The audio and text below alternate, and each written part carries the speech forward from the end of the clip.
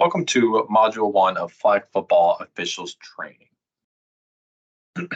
For the official uniform for flag football, we have black and white stripes that you will check out at the beginning of each of your shifts. We got a whole bunch of sizes, so don't worry about buying any official stripes or anything like that. The only things that we need you all to bring are one, pants or shorts that are black and athletic. So we don't want cargo shorts or jeans, or some athletic pants or shorts that are black, hopefully. And then we also ask your closed-toed shoes. Ideally, they'd be cleats. So if you have cleats, go ahead and bring those up. But if not, any closed-toed sneaker, running shoe, something like that will do just fine. And then we ask that you tuck your stripes, your black and white stripes, into your black pants or shorts for the entirety of your shift. Some competitive sports rules. The big ones that you as officials will need to worry about is illegal equipment. So we do not want anybody wearing hats or jewelry that may be dangerous. So anything with a hard bill or a hard knot, we do not want people wearing for hats. So a do-rag that has a knot, we do not allow players to wear that. We also don't want jewelry that dangles or jewelry that somebody could get their finger caught in. If it's just a stud, that's okay. If for a hat, if it's just a beanie that does not have a knot, that's okay too. We do require all of our players to wear closed-toed shoes, as well as wearing athletic attire. So they, just like you all, they need to be wearing athletic shorts. We don't want jeans or khakis out there. For flag football, we play all of our games at the recreational field complex, where we will have in-person training here as well. Scorecards. So you all will get scorecards for each game of the night. Most of it's going to be filled out for you. So the date, time, team name, color, all that will be filled out. What you all as officials need to fill out is the score and the sportsmanship rating, as well as the unsportsmanlike conduct penalties. So for score, as you can see here, it'll just be you will cross off or circle a 6 for each touchdown that is scored. And we'll go over point after tries in a little bit, but whether they get 0, 1, 2, or 3, then you'll mark off for that touchdown as well. We do have a spot for safeties. There'll be a final score and a sportsmanship rating spot. For the sportsmanship rating, it is a 1 to 5 scale on how good of sports they were. So if they were the best sports ever, they were super helpful, didn't complain at all, we can give them a 5. If they have multiple unsportsmanlike conduct penalties, they're talking trash the whole time, they're the worst sports ever, then we can give them a 1. Likely for most games, it's going to fall somewhere in between there. So just be mindful of that throughout the game, and then go ahead, you and your crew will give them a sportsmanship rating 1 to 5 at the end of the game. For unsportsmanlike conduct penalties, if you have to give any, whoever has a scorecard needs to write down what number player is being given the unsportsmanlike, as well as what they're being given that call for. So unsportsmanlike conduct penalties we'll give for things such as cussing at each other, any sort of fighting, talking trash to an official or an opponent, a bunch of stuff like that. And we'll go over that in a little bit. But if you have to give one, then go ahead and make note of it on your scorecard. For equipment, all of it is out there at the field house. We do have orange pylons that we use. We have 2 cones or pucks that we call them that our head referee will use. And then we have yardage markers that will mark the 20, the 40, and the other 20. We'll show you the field here in a second. Players do need to wear shirts underneath their jersey, and we ask that their shirts are tucked in. They have to wear the flag belts that we have. They are specific to us. They have 2 flag belts on the side and 1 in the back. Some players may come try to play with their own flag belts, and we do not allow that. We especially don't allow the ones that pop off and where the belt stays on. We require everyone to be wearing a similar belt that pulls completely off. If somebody's wearing a brace on their knee or ankle, we just ask that there is no metal exposed. Here is what the field looks like for flag football. So our midfield is the 40-yard line, and then each side of that, there's 2 20-yard lines, and then the yellow line in this graphic is the goal line. So all in all, including both of the end zones, it is a 100-yard long field and a 32-yard wide field.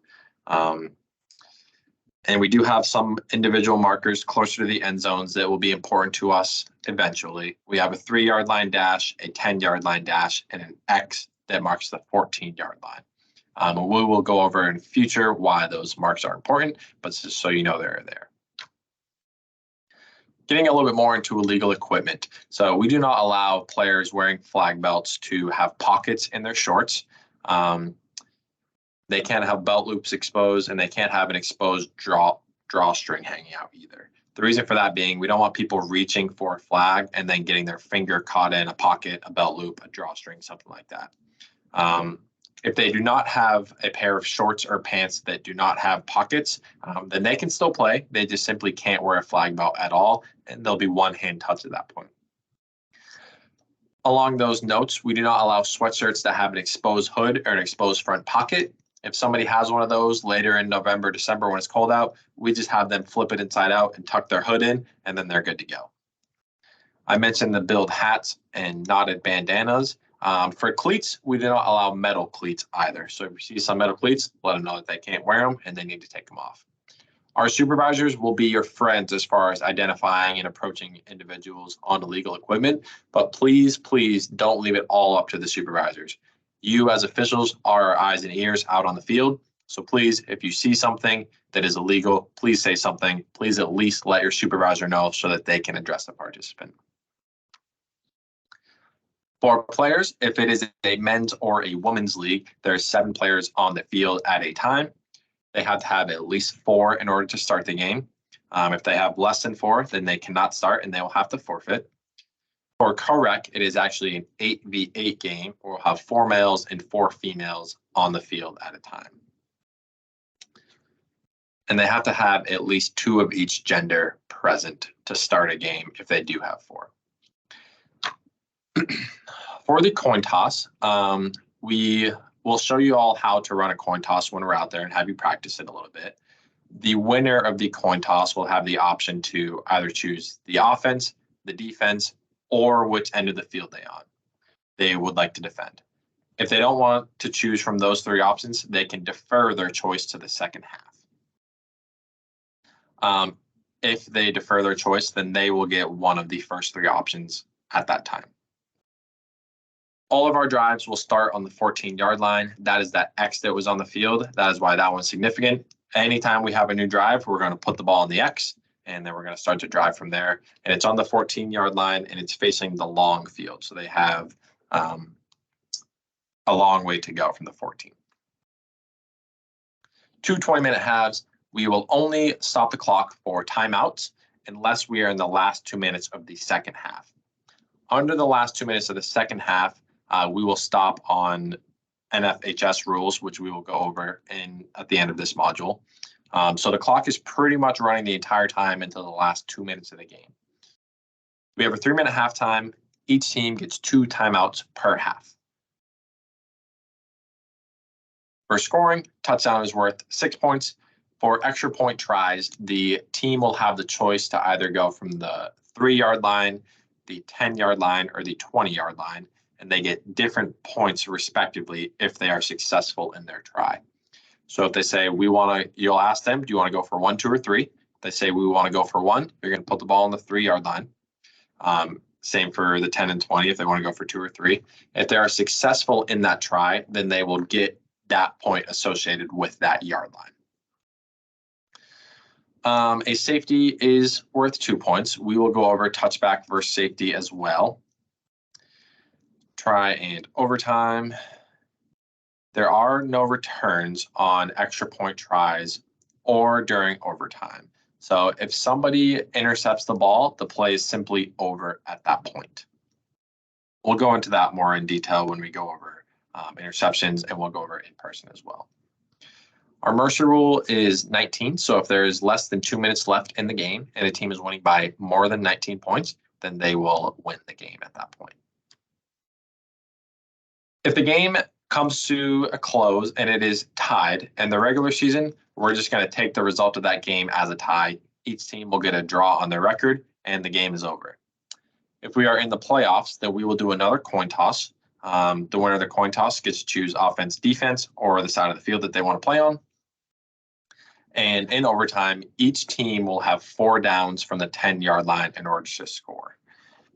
If and when they score a touchdown, they will also go for a try, 1, 2, or 3, just like in regulation. And then no matter what, the other team will have a chance to either match or score more points than the first team that went. So they will both get a try no matter what, and they're always going to play one on the same side of the field, and the goal line will always be the line to gain. So there's no first down territory, anything like that. It's fourth. It'll start first and goal from the 10-yard line, and they'll play those 4 downs going into the end zone. Okay, starting the clock in the last 2 minutes of the second half. So it's only the second half that we're going to stop the clock. And a major clock stopper, that means that we're going to stop the clock all the way until the next snap has actually happened and the ball is in play. So team throws an incomplete pass, we're stopping the clock, and we're not starting that clock again until all the way till the next play has started. Major clock stoppers are there on the left. What I like to think of for major clock stoppers is that the reason we're stopping the clock is because the player has done something to make us stop the clock. Either they threw an incomplete pass, they ran out of bounds, they called a timeout, they scored a touchdown, etc. Whereas minor clock stoppers, which we're going to start the clock as soon as we blow the ready for play whistle on the next play, which we'll get to. Minor clock stoppers are things such as first downs, officials' timeouts, penalties. So we're the reason that we're stopping the clock. We threw a penalty. We have to move the pucks for a first down. We blew an inadvertent whistle. So if we're stopping the clock, it's probably going to be a minor clock stopper, and we're going to start it on the whistle. Whereas if we're stopping the clock for something they did, then it's going to be a major clock stop, and we're going to start on the next snap. Okay.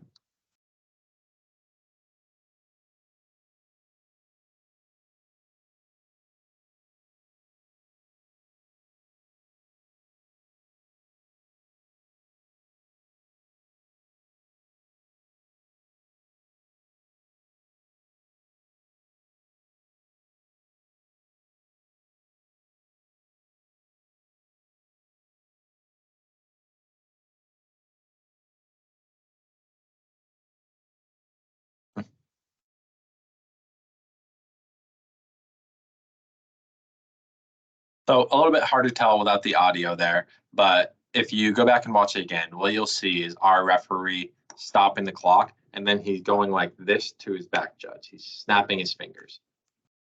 And he's telling the back judge, who is keeping the time, that we will not be starting the clock until the actual snap has happened. So we had a major clock stopper on the play prior, and we're starting the clock on the next snap, and that's why he's going like that.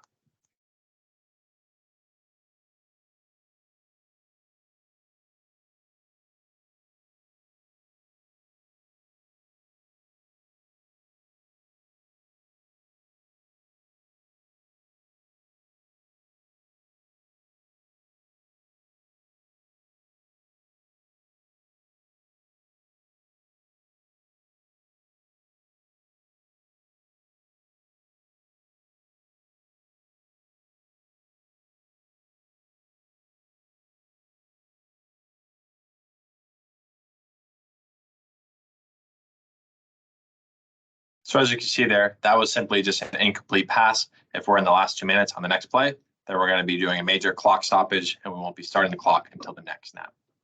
All right, that is it for this module. Go ahead, take the quiz, and come on back for module 2.